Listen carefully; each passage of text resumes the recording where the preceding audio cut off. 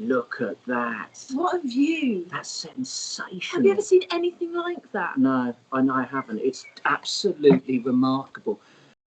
We're not talking about the peregrines, of course. No, we've been seeing those every day this week. We're talking about Vicky. Vicky! This was the best comment, well, one of the best comments I think we've had on so far. We saw it last night, and I have to say we were cracked up, weren't we? Yeah, we were. So yesterday we started the show in much a similar way. So, wow, look at that. Wow, isn't that amazing? Talking about the peregrines. Of course, naturally. And Vicky commented saying, OMG, OMG, OMG, your opening comment was, what a view, what a view. I was sitting on my bed, totally naked, just about to get dressed, and I thought that you could see me. Never have I ever been so scared. But the best bit follows. Vicky says, I actually slid off the bed and hid. Oh dear. Oh, dear, Vicky, God. no. Well, we naturalists, we like sticking our noses into, secret places so that we can uncover the secret lives of those secret places. But we've not yet sunk as low as to stick our nose into Vicky's bedroom. Not necessarily so low, but No, well, we haven't gone into Vicky's bedroom yet. No, we can't see Vicky's. Keen observers, but not peeping toms. No, I hope you're not hiding behind your bed again this morning. I hope you didn't catch you out too. Vicky was fully dressed when we started. I tell you what, should we get back to the peregrines? Because what a view, quite literally. What a view. Top of Wakefield Cathedral, and these peregrines are incubating a clutch of 4 eggs there. We've got them live today. It's been a bit sunny there this morning. We're indoors again because it's sort of, it's showery. It's very, very grey, and it's quite windy down here in Hampshire. But yesterday, the peregrines had a bit of a torrid time. It was torrential rain, and here's the female. You can see her, doing her best to incubate those eggs and keep them nice and dry. Doesn't look particularly happy about it, but then I suppose if you have to sit in one spot in the pouring rain for hours every day, you wouldn't be particularly happy.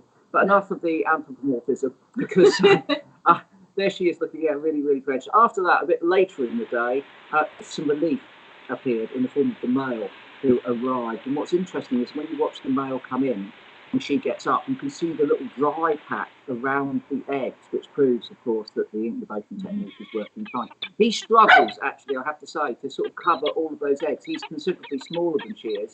So you can see, rather than just sit down straight away and start incubating, he has to fiddle around, squeeze one under each wing, a couple under the breast. But he's been doing his duty. He's been doing great things. And, of course, the key thing is that today is H Day. Today is H Day. You can see when they switched over that those eggs have not hatched yet. But at Wakefield, they've been collecting data every year that the peregrines have been nesting. And they have found that the hatching takes place exactly 33 or 34 days after incubation has started. And today is number 33. So those eggs should be hatching today or perhaps tomorrow. So it's really worth keeping an eye on those eggs, isn't it? And it's been really successful so far. All the peregrines at Wakefield, all the chicks that have hatched, have successfully fledged. So, and they had an extra one, didn't they? Because they got an orphan from the Hull KC Stadium. I presume that's Hull KC. Is that going to be football or rugby? I'm sorry, I'm not a follower of either of those sports any longer. But anyway, they got one that had fallen from the stadium, and they put it outside the nest, and the adults fed and reared it. They don't identify their young by smell or sight. They're just at that stage, they're so wound up hormonally with needing to feed chicks that if another one appears, they just basically put food into it, and it did the trick. They've been doing a totally fantastic job. Yeah, I think those chicks were about to fledge anyway, so just by having one outside the nest would seem quite natural. They can't count, so they wouldn't be able to differentiate that wasn't their own, who had maybe just got a bit brave and fledged a little bit outside the nest. This week we've been showing you some tiny cut-up pictures of some of my photographs, and we tried to make them difficult, but you've outsmarted us, I have to say. People have got all of them so far, even yesterday's, which were the legs of a black-winged still, pink. I thought everyone would go for lesser or greater flamingo, but in fact quite a lot of people got black-winged still. They did. Have a look at this piece. You've got the picture there. I do have the picture here. Okay. Now I can confirm that there is one very common answer going around. Now, I'm not going to say anything, but I will say that we have made it slightly harder. Okay, so this is a snippet of a bird. It's a megapixel. A megapixel. A megapixel of a photograph of a very tiny area of a very interesting bird. Of an interesting bird. So if you think you know what it is, you can send that in to us. Now, yesterday, if you're watching, you know that we were joined by the photographer Andy Rouse. He was using his car as a hide. So he's self-isolating like the rest of us, but he can't put his camera down. He's always got an itchy finger and he's been taking great photographs. So he was out yesterday in his car photographing wrens. Just down the road from him is a barn. And Andy is there photographing a species that he has a particular fondness for. So over to Andy and his photographs down his local barn. Now I've just walked up the track from the house you can see behind me, and there is a nice barn that you can see. The barn is very interesting because inside are two little owls. We didn't know they were there. We were walking back up from the track from the house, and one was sitting in the hole looking out. It was about a week ago. It's unbelievable.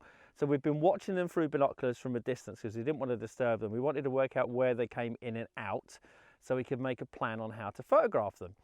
They come out of the far end of the barn in the morning. It's where they're out the most.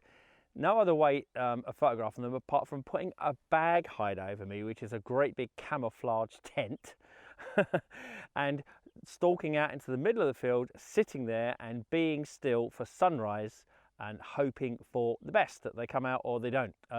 Putting the cape over me looks a bit ridiculous, I know, but it's the key to it all because it masks my human shape, and I just look like an odd piece of something in the field, but not human. Of course, they're not relying on a sense of smell, they're relying on sight.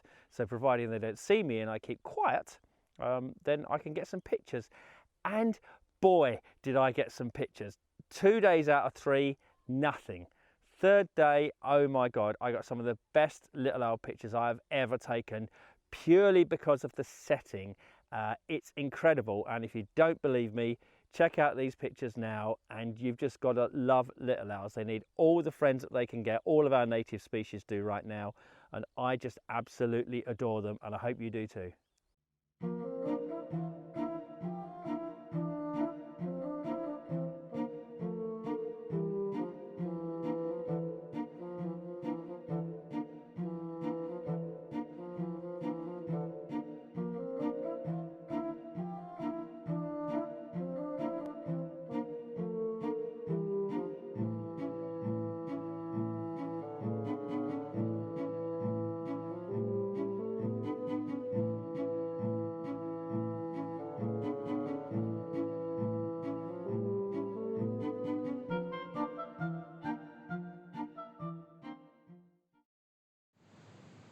Fantastic. Owls in one. Do you know what my favourite one is? You know, you have that one owl coming out and it's all golden and beautiful, and then all of a sudden the second pops out, and I know I'm anthropomorphising here, but it looks like they're in a little heart. I thought it was like a Mickey Mouse head. It does look like that, but then when they're in there together, it's like a little heart, and it's very cute. Interesting thing is, I bet that hole is deliberate. And it says underneath 1700 and something. And at that time, when they were building barns, they were leaving holes deliberately for barn owls to nest in. So the barn owls would go into the barn and they would act as natural rodent control. In those days, it was difficult to keep all of the stored food away from what people call pests, rats and mice. So they would encourage the barn owls to come. So I think that's probably an antique as well. So you've got a couple of little owls in an antique part of the barn. So beautiful. Fantastic stuff. Andy's been photographing little owls for some time. Have a look at this. This is some of his others from different sites, pre-lockdown, of course. As I said, he's got a fondness for these birds. He shows their curious side. They are cheeky little birds running around on the ground, peeping into the camera. And of course, he's a great fan of early and late light, which is always the best, warmest light. And it also gives him the capacity to get these fantastic backlit flight shots. In fact, Andy has got a book about little owls out. You might find details about that on his website, andyrouse.co.uk. And also make sure you visit his YouTube channel, which you can via the website or go to YouTube, which is Wild Angle Views. And he's giving lots of top tips for people taking photographs at this time during lockdown. So it's worth checking that out. And of course on Instagram, where he posts his pictures at WildmanRouse, R-O-U-S-E. Great photos there. Some from other parts of the world, but he's been particularly active in the UK. And as I said yesterday, you've got to see his breed. I have nightmares now. I'm just going to spoil the rest of my day thinking about Andy Rouse's grebe photos because they are so good. Honestly, sickeningly so. Anyway, enough of little owls. Let's go to the other end of the spectrum. Eagle owls. Our live cam of the day is coming from this castle. Here's an aerial view of Königstein Castle. Now, it's near Dresden. It's on the banks of the River Elbe. It was first noted to be a castle site in 1233, and it's known as the Saxon Bastille. I'd love to go there. What a castle that is. My dad would love that castle. I might have to tell him about that. He's in self-isolation. He's not the happiest bloke in the world at the moment, my dad, to be quite honest with you. He lives alone. He's 87. He's very vulnerable. So what he needs is a bit of Königstein Castle. I think I'll give him that this afternoon to cheer him up. It's been cheering everyone else up because nesting in the wall are these eagle owls. We can go to them live now, and you can see that this is part of the ramparts. They've adapted it to form a nesting platform for these eagle owls, and there's got a couple of chicks in there. A couple of chicks in there. In fact, I think one of them kept falling out. They had to modify the nest a little bit to make sure that it was nice and secure. Yeah. But an amazing sight to see on the side of the castle.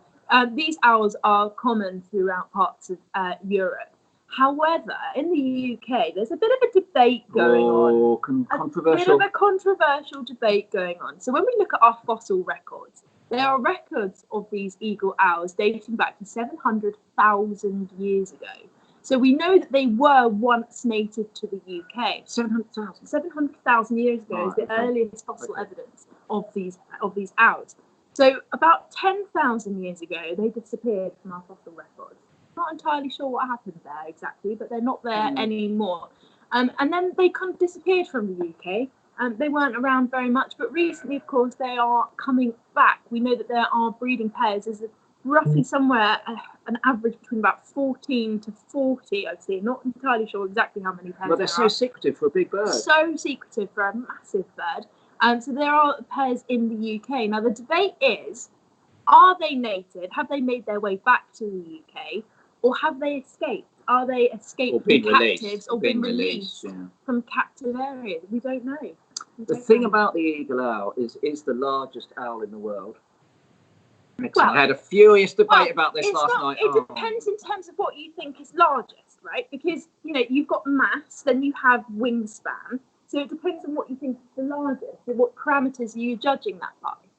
Because technically, the great grey owl has the largest wingspan, but then it varies between individuals. But yes, I do agree with you that the eagle owl is the largest owl, probably. But when you're talking about wingspan, the great grey owl sometimes slightly grey owl is just a bundle of fluff. Yes, but it does slightly have some individuals have a slightly larger wingspan. So I agree with you in principle, but it depends. Right. So the largest owl in the world, the European eagle owl, is also in female form. Which females are larger than the males. Is the most formidable predator. They're a bit like a sort of a nocturnal goshawk. They can eat pretty much whatever they want up to a given size, and they do.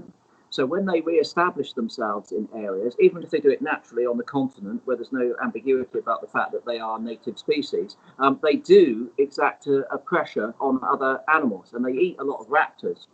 Like tawny owls, they go to other birds' nests and take the young out of the nest, and they do this on the continent. They take peregrines out of nest, kites, all sorts of things. So of course, when they've started breeding in the UK, they've started to do the same thing. So some people don't like that, some people do.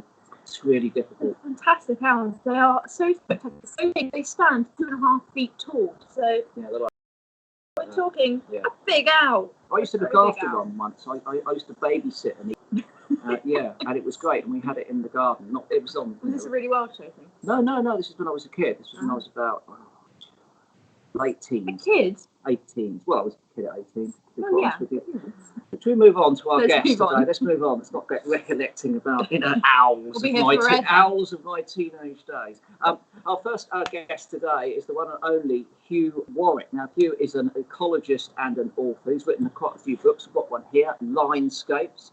This is a book all about the lines which crisscross our countryside, and they do so in the form of hedgerows, railway embankments, more contemporarily in terms of roads, and they join that habitat up. It's an excellent book looking at the impact of these man-made structures on our landscape, beneficial and also sometimes not beneficial, but Hugh got into all of that. He's also written another couple of books, A Prickly Affair and a monograph about the hedgehog. You might know him on social media as Hedgehog Hugh, because, he's obsessed with hedgehogs, which is a great thing because he's probably our greatest ambassador for this species. Good morning, Hugh. Are you there? Good morning, Chris and Megan. Yep.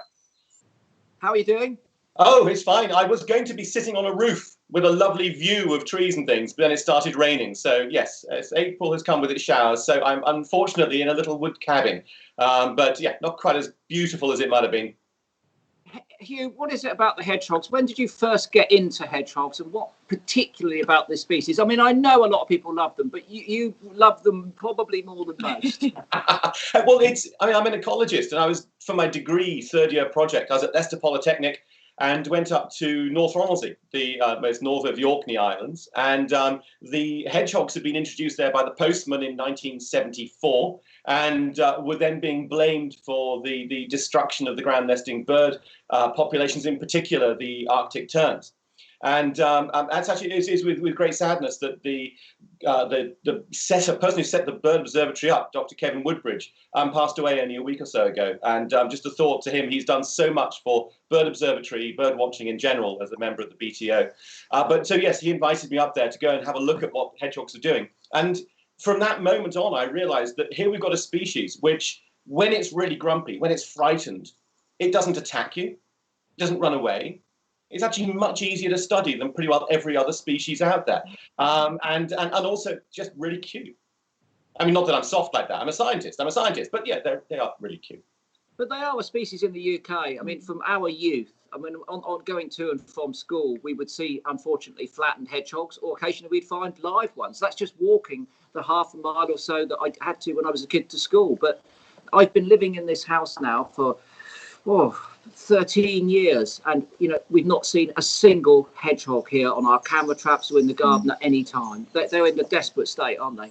It is quite staggering. I mean, every vote, every poll has the hedgehog as the nation's favourite animal. I have to get that in there because birds are so yesterday. Hedgehogs win every single time, and yet we know with absolute certainty that since the turn of the century, the population is down by 30% in urban areas, 50% in rural areas. I hazard a guess that since the end of the Second World War, hedgehog numbers are down by between 90 and 95%. And I base that part. I mean, I do a lot of work doing public speaking. I talk to a lot of women's institute groups and university of third age groups. And you speak to people who are slightly older. And like with you, Chris, when I was younger, you would see hedgehogs. Now it's a special thing, something which is really rare. And which is why that we've got this coalition working together, the British Hedgehog Preservation Society, of whom I'm a spokesperson, but also the People's Trust for Endangered Species. And we run Hedgehog Street, the sole aim of which is to try and turn around these rather terrifying figures. Tell us a bit about those conservation measures here, because there are quite a few things that we can do ourselves if we have hedgehogs in our gardens, particularly, aren't there? Oh, I mean, there are so many things we can do. The most important thing is to make sure the hedgehogs can get into your garden. You can make your most amazing wildlife-friendly garden and then be seduced by the fact that you've got moths and butterflies and bats and bees and birds flittering around the place. And you forget that the most important of things don't actually have wings. And until such a point that the RSPB gets its way, because you'll notice that they don't bother using birds to try and recruit you to give them money. They use hedgehogs because they know they're cuter. Until such a point that the hedgehogs have learned to fly, we need to give the hedgehogs access into gardens. That means we need to make holes. And the holes don't need to be very big, 13 centimetres, which in old money is a CD case. But now I do talk to some people again, well, how big is a CD case? I don't know. So we have small holes put in the bottom of fences. And it's all very well asking people to do this retrospectively, to do it to their fences and walls. It's actually quite hard work in some instances. But what I've done is launch a petition through change.org.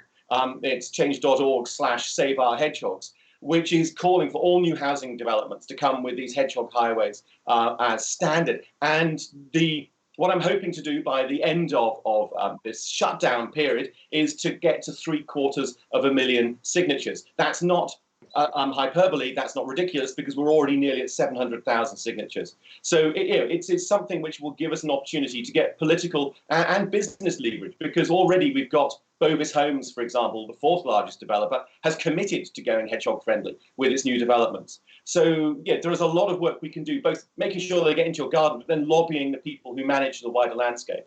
When they do get into your gardens, feeding them is an option. Hedgehog boxes are an option in terms of making that environment more friendly for them. Absolutely. And hedgehog food, I mean, they're carnivores. I mean, it's the thing to remember with a hedgehog. The old stories of bread and milk, they are lactose intolerant. It's just they don't know that. so that this gets them upset. It could make them very poorly. So yeah, meaty pet food is the best thing, or you can use that sort of kitten nibble and things like that. And you can create a feeding station, because if you've got some sort of cover over the food, this means that other species are less likely to take it. You can search on the internet for guides to feeding stations. There are plenty of them out there. And there's a talk which I recorded. I do hundreds of talks each year. The British Hedgehog Preservation Society is launching its YouTube site, hopefully, as long as YouTube actually allow us to verify our account. We are going to launch with a 45-minute talk, which includes all of these sorts of things. Because on Sunday, as you probably have in your diary already, it is Hedgehog Awareness Week launching. So it'll be a beginning of a week-long time of lots and lots of fantastic ideas of things we can do to help the nation's favourite creature. And also with people at home during the lockdown doing a lot more gardening if they have gardens, making them more wildlife friendly is something they should have on their minds. I made a hedgehog box once in the most crude fashion. I mean, I covered it with plastic. I made sure that it was insulated. I stuffed in the straw, covered it with some logs, and I was astonished. They were in there almost straight away. This was a former property that I had. So it does work, doesn't it? Absolutely, and we've seen this. The Hedgehog Street campaign, we ran a survey called the Hedgehog Housing Census, and I was actually quite suspicious about this because people buy stuff unnecessarily. I feel you don't need to buy a hedgehog house, but actually hedgehog houses were used really regularly. But actually, you don't need to do a great deal of stuff. In fact, when we did the Manifesto for Wildlife. I was your hedgerow minister, and it's fantastic because the idea there is tidiness, which is the big enemy. We've got to get rid of the cult of tidiness. So if we've got time now to spend in our gardens, got time to actually do things in our gardens, just do not get sucked into this image that you've got to have a tidy garden. We need a bit of wild space, a little patch of it, which is self-willed. Even the smallest garden, you can just give over one corner to even just a few piles of logs, just a little thing which is going to allow insects to move in, which provide hedgehog food and provide hedgehog shelter. So yeah, my one claim is just do a bit less of the tidying up in your garden. Yeah, it's all about don't mow, let it grow, and that whole idea of being neat and tidy, it's changing what that means to us, doesn't it? Because all these manicured gardens, they're just something which, I don't know, to me it's just very unattractive, but it's also unattractive, of course, to the wildlife. Yes, and for a hedgehog, a small patch of brambles is an absolute coup. I mean, the Hedgehog Street campaign did a prize garden. One prize, it's actually a Royal Horticultural Show, and it was great because for the first time ever, I think, we had an RHS garden show garden, which we brought in brambles and nettles, because these things are absolutely crucial, not just for the hedgehogs, but for all of, and the great thing about helping hedgehogs is once you do help a hedgehog, you're helping everything else. You're helping the reptiles and the amphibians, you're helping the insects, even helping the birds, because you're creating an environment which is a more connected landscape and one which has got more ability and more variety of food. There's a few questions coming in for you, Hugh. I'm just going to read a couple of them out. Ellie, aged 9, says, do you know how many spines a hedgehog has? This is good. Well, it depends on how big the hedgehog is. Hedgehog spines are just modified hair. It's the same stuff as our fingernails or our hair, keratin. And in fact, there are spiny mice which have basically got really stiff hair. They're sort of like an intermediary. On a big adult, you can get 6,000 spines. But the youngsters are born, newborns actually have their spines already. But they are protected by an edemic layer of skin, a fluid-filled layer of skin. So obviously, otherwise it would be very difficult. But then that means that the spines appear very quickly, because if they were having to grow their spines after birth, that would take too long. They would be undefended for too long a time. But yes, between sort of 4,500 and 6,000 spines, depending on the size of the hedgehog. A lot of spines there. A lot of spines. Well, the barn is kind of slowly blowing down around us, so if you can hear clattering, we're really sorry.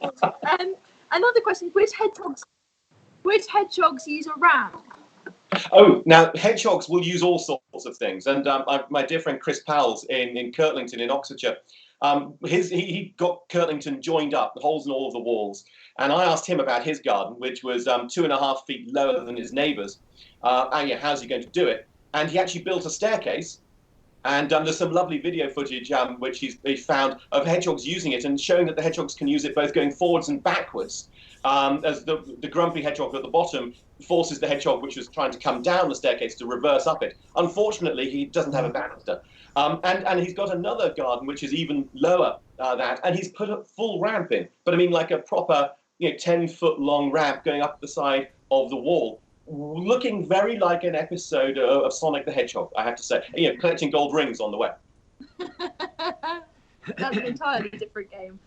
We'll end with one more question. When is it safe to check a hedgehog house after it has been used? Okay, it's really important not to get too... You're doing the hedgehog houses for the hedgehogs. You're not doing them for you. It's like you're putting food out for the hedgehogs and not doing it for you. So don't be basing this around on what joy you're going to get from seeing things. Because if you disturb a hedgehog house whilst there are newborns in there, the mother can kill them. And if they are slightly older, the mother can abandon them. So do be really cautious. If you want to know whether the hedgehog house is being used, then get a very small light piece of a twig or something and just put it across the entrance, so that when the hedgehog walks out, it will be knocked out and you'll know that something has left it. And then you've got an opportunity of having a nosy and you'll know that something's actually in there. Also, get a trail camera if you can, or borrow a trail camera. That will show you what's going on. Or better still, get a hammock and a double duvet and wrap yourself up in it and spend the night out there waiting to hear the wonderful noise of snuffling hedgehogs. And if you're really lucky, you'll hear the amazing noise of courting hedgehogs. And then they create this amazing hedgehog carousel, the male circling the female, going around and around, and she responding by going, and I'm not quite sure what she's trying to tell him to do. But anyway, she goes round and around, and it can leave this flattened arena of vegetation, which is fascinating because it has led to the best headline any newspaper has ever covered, which was "Hedgehogs Cleared of Corn Circle Dementia." Was actually a conference of the cereologists, those people who believe that crop circles are either rising Earth energies or descending aliens, despite the fact that there are some people in the pub giggling nearby. And they were having a conference, and they had David Icke as the keynote speaker, so it was top notch. And somebody had suggested that some of these crop circles were made by courting hedgehogs. But I love the application of science, because somebody else then suggested, having done the calculation, it would require around 40,000 hedgehogs working in synchrony to create even the more modest crop circles. So, yeah, much more likely to be little green men. That, Hugh, is the best fact that we've had on any of our live broadcasts to date. 40,000 hedgehogs working in synchrony to make a crop circle. It's a dream. It's there. It's permanently in my mind as a dream. I'd love to see. Hugh, that was absolutely fantastic. Just quickly to wrap up, are you writing at the moment? I'm writing a proposal for a new book, and there is a new book. This is slightly embarrassing. My third book on hedgehogs is coming out in September, published by Graph-Egg. And then I'm going to write a book which is going to make everybody hate me, but more on that later. Okay, all right. Well, you can find Hugh's books at all good bookshops. I would check Wild Sounds. That would be a good place to get Hugh's books. Hugh, thanks ever so much for joining us this morning. Those fantastic hedgehog facts. 40,000 hedgehogs working in synchrony to produce a crop circle. It's worth it. It's worthy of a T-shirt, that one. Well, this is bad. Top work, Hugh Warwick. Wonderful. Fantastic Thank you so much, Hugh. Cheers, Bye. Look after yourself. Oh, that was fantastic. Absolutely fantastic. Yeah, brilliant stuff. Okay, from hedgehogs to a completely different group of animals now. Something that we haven't focused upon yet too much, have we? I don't think we have. No, not at all. I don't think. We need to be thinking butterflies. We need to be thinking moths, and therefore we need to be thinking butterfly conservation. It's one of the best smaller. I won't call it a small charity, but it's highly effective. They are really, really good. Their surveys are outstanding. Their team of volunteers has given us a much greater insight into the distribution and populations of these animals over the last 30 years. Butterfly Conservation. Here's a little film about what they do.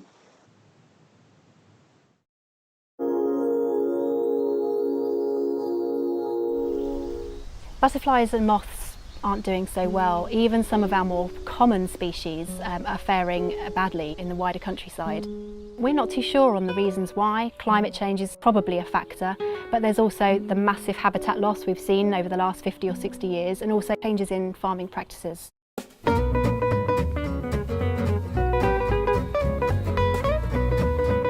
Butterflies and moths are massively important to us, not just for the obvious beauty and colour that they bring to the countryside, but to the role they play in the ecosystem too.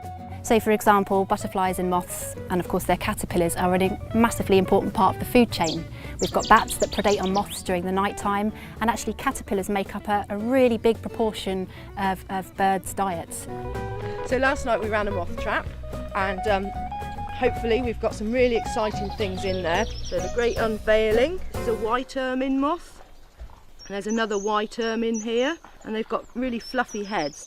Absolutely fantastic. What a beast. This is a poplar hawk moth. This is called a buff tip, and if you look at it head on, you can see it looks just like a snapped twig. Absolutely cracking moth.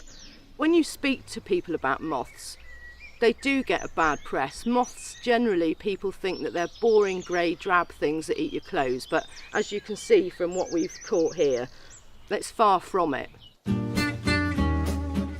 Conserving our butterflies and moths doesn't have to be something that's done on a grand scale. It's something that every person can play a part in. Ditch the pesticides, ditch the decking, and have some good natural features in there, some nice nectar plants. It does matter what you do in your garden. Here we've got a really lovely selection of butterfly, in fact general pollinator friendly plants. I can hear the buzz of the bees as they're visiting this catmint here that's right out in flower. And we've also got lots of other herbs like marjoram and thyme and other types of mint, also some buddleia. Really, really good garden plants that are packed full of nectar. Plant your flowers in blocks of the same type so it's easier for the butterflies to hone in on them, and of course a sunny open spot is really important for them too. Having some long areas of grass in your garden is ideal for butterfly and moth caterpillars because it provides them with food and shelter. This here on the right is fantastic, whereas the mown area is not so good. Generally being a bit untidy with your gardening is really helpful, not only for providing caterpillars with the food plants that they need, because often they feed on long grasses or deciduous trees, but also giving them somewhere to shelter and hide away in the winter months. We'd love people to take part in the big butterfly counts. This is just where we ask people to spend 15 minutes sitting in their own gardens or a local green space in a sunny time of day and to record the butterflies they see over the 15-minute period. We can't help conserve things unless we know where they are, so your records are vital for us to know where they occur, and all that information feeds up, and then we've got scientists that work on the data to look at how species are faring in terms of their population, so the actual numbers of them and actually where they're found. It is really, really important to us that we inspire the next generation of butterfly lovers, butterfly enthusiasts, conservationists. Who could not be enthralled by the change of an egg to a caterpillar, to a pupa, to a butterfly or to a moth? It's something that doesn't fail to capture the imagination.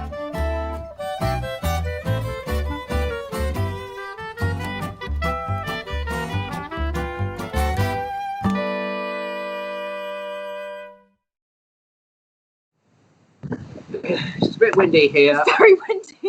This barn could be in Kansas, in Wizard of Oz style in the next 20 minutes. Butterfly conservation, I've got to say, I'm a massive fan, an absolutely massive fan of butterfly conservation. They do amazing work. Big butterfly count every year, of course. It's a fantastic initiative. Obviously, citizen science is so important to understand about the ecology and distribution of species on our doorstep. So really important to take part in that. But there's also... Hold on, I've got to say one more thing. Their books are fantastic, absolutely brilliantly produced books which reflect all of the data that their volunteers collect. So if you're into butterflies and moths, I strongly recommend that there's a couple of excellent publications they've got. One about butterflies and moths and one about their distribution. Anyway, next. Anyway, there is something that you guys can take part in at home with butterfly conservation, and that is this. This is their colouring competition. It's beautiful, the intricacies here. I love how the detail on the side here is like the plates of colour that you get on their wing. So they've done really well with this template here. Just going to read you off about things about how to enter. So all you need to do is go to their website, which is www.butterfly-conservation.org. You can colour in the design however you like, with whatever mediums you like. Add your name to the circle and circle your age category. There's 3 different age categories that you can enter in. Take a photo of your entry and upload it using the hashtag #ButterfliesForHope on their social media accounts. You can tag them in. It's all at Save the Butterflies on Twitter, Instagram and Facebook. and then put your entry in the window of your house for others to see, to make your windows more colourful. So it's open for entries between April 28th and May the 10th. You've got until May the 10th. Colour in your beautiful butterflies and send them in to @SaveTheButterflies on social media using the hashtag Butterflies for Hope. And we will announce the winners. We've been very honoured to announce the winners later on. So get colouring and draw those beautiful butterflies. Okay, fantastic. Right, birthdays then, please. We have quite a few birthdays today. So I'm just going to swing through them. Let me get them up. So we have happy 21st birthday to Luke Williams. Your mum, Jay Williams, sent us in a birthday request. So happy birthday to you. We also have a birthday from Richard Spicer, who's 58 today. Happy birthday to you. And then we have, is that it? One second. I think there is one more. My feed is coming through, so I've got quite a lot of different things coming up, which is all a bit of a juggle. Well, we have one very, very special birthday. Which we can't forget. The biggest birthday I'm going to remember in our lifetime very today. Big birthday. The one, the only Captain Tom. 100 not the lamb. years old. Not the lamb. It's just a not couple of lamb. weeks. It's a couple of weeks old. But Captain Tom, of course, we've already raised £29 million for the NHS during this crisis. And for his birthday, he's been made an honorary colonel and also an honorary cricket player.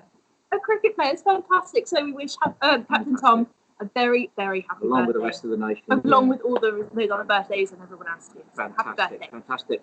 Okay, a bit of an update for you. The ospreys that we were watching a couple of weeks ago that have arrived back here at Fall Harbour, you remember the female was sat on her own on the nest. CJ7. CJ7, we were eagerly waiting the arrival of a male. LF7. Hasn't shown up. Just hasn't shown up. And at 3:30 this morning, she has just got fed up and laid an egg. So she's laid an egg into the nest that she's built. Unfortunately, of course, without a male, it's not going to be fertile, so it's not going to hatch. But, you know, it does show that she is determined to breed in Fall Harbour. She didn't leave the nest and go off to another part of the country, and it's only a matter of time before a male shows up. Unlikely now, of course, this year. I didn't mean this year, I mean next year. So fingers crossed for next year, a male does turn up, find that nest, and those eggs will be fertilised. It's a step in the right direction, isn't it? Yeah, Because she's it is, showing a lot of commitment to that area, which is really quite spectacular. It is. It may be unfertilised, but it's still the first egg to have been laid. The guys running the project down there, I imagine they're going to be slightly disappointed, but they shouldn't be really. It's an amazing achievement to get these birds established back in the south of England. You can't hurry nature. Nature takes its own course. You know, the male didn't turn up this year. Maybe one will next year. You know, it's going to happen. It's going to happen. It's not happening. What's going to happen tomorrow? Well, we're going to be back again. We are back again. Joe Harkness. Joe Harkness from Bird Therapy is going to be talking to us a little bit about mental health. Yeah, and we've got Martin Hughes Games. Martin tells me that he's got a bat in his shed. Bat in the shed and some chicks, I think, wandering around in his garden. You remember the last time Martin was on, he was hypnotising chickens and pheasants. Anything could happen tomorrow. So do join us at around 9 o'clock tomorrow morning. And remember, the butterfly conservation colouring thing is there. Oh, we better do the quiz. We better do the quiz. We've got to wrap up the quiz. So can you hold this for me while I... Okay, so here's the mystery snap of a part of a bird species. Now, there was a few trick ones. It was quite difficult. So on Facebook, we've got Shelby, Rob, Dean, Zoe, Anne, Joe, Elaine, Amy, and Mantha. Twitter, we've got Tony, YouTube, Patricia, Shane, and Michael. So well done if you've got that right. They did get it right. They got that right, yes, exactly. Now, there are a few things flying around. I know people saying sparrowhawk, some people saying goshawk, saying barred owl. We've gone on an owl theme, I think. Unintentionally, we've gone on an owl theme today. And that is, of course, the plumage, the breast of a snowy owl. Beautiful bird. Stunning. Absolutely beautiful. Not the biggest owl in the world. Not the biggest owl. A large owl, certainly a big owl, but not the Last largest. night, about 11:30 or something, we're in the house there, just getting ready for punk rock midnight, and we're having a big barney about the biggest owl. Well, no, it depends on what you... Anyway, we won't get into it. We're not going back into it. But snowy owls are fantastic. Snowy owls are fantastic because they've got a very varied plumage. The males are often much brighter white and the females have the barred dappling more so, and that in fact darkens with age. So you can almost age a snowy owl depending on how dark its dappled bars are across its chest and the back of its tail feathers. So their bright white doesn't just camouflage them, when they're hunting. They live in, of course, Alaska, the high Canadian areas as well. We do get a couple that suddenly turn up in the UK from time to They time. bred on an island called Fetler in the late 1960s, in Shetland. And it was a big deal at the time, and they bred there for a few years. But of course, that was pre the impacts of climate change. Well, a couple of years ago, there was one that turned up in Cornwall, which was quite a surprise. As a vagrant. As a vagrant, of course, it didn't stay there for very long. But of course, their bright white plumage has a very interesting purpose as well. What they do is they use the albedo effect from the snow, and that the light shines up on them and acts like some kind of signalling post to other owls in the territory that is their areas. And the snowy owls are nomadic. They don't always stay in the same territory and defend the same. They move around slightly more. So when they're in a new area, what they do is they sit on the perch. In this kind of Arctic tundra, there's not many trees or anything like that. So you often do see them sat on artificial structures that we've put there.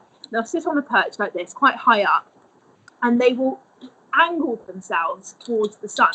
And throughout the day, as the sun moves, the birds will move as well, and they move the position of their head like this to get the best reflection point, so that they become this beacon of white light for other snowy owls in the area to recognise and feel threatened by if they're in the same territory. Okay, now listen, let me be very frank with you. Oh dear. On what other sort of live broadcast, biological lesson, delving into the natural world, do you get snowy owls doing the albedo effect and 40,000 hedgehogs working in synchrony to produce a crop circle? I rest my case. We'll see you tomorrow at 9 o'clock. Goodbye. Bye everyone, have a good day. Hold on. No. Sure. Oh, honestly, we got so excited by the owl that we totally forgot we're doing something different this weekend. We've done it quite exciting. I've just spotted a wasp nest in the barn as well, actually. Wasp nest, that's good. On Sunday, we're thinking about doing a live dawn chorus special at 7 o'clock on Sunday morning. It's the height of the dawn chorus on Sunday. It is the peak of the season. It's International Dawn Chorus Day. It's International Dawn Chorus Day. So we're going to get up super early. We'll hope you will join us as well at 7 a.m. And we're going to be bringing you a bit of dawn chorus specialty, aren't we? It's definitely happening. It's definitely happening. We're going to make it happen. Okay, we're going to make it happen then. 7 o'clock Sunday morning, International Dawn Chorus Day, celebrating Dawn Chorus. So hopefully get out if you can sit in your gardens or open your window and listen along with us. That would be fantastic. So we'll do that on Sunday. But of course, for now, you'll see us tomorrow, 9 a.m. Tomorrow, Friday. Friday, isn't it? Out now and have a look at that wasp nest. All right. See you later, everyone. It's the third time we said goodbye. This is finally goodbye. Bye.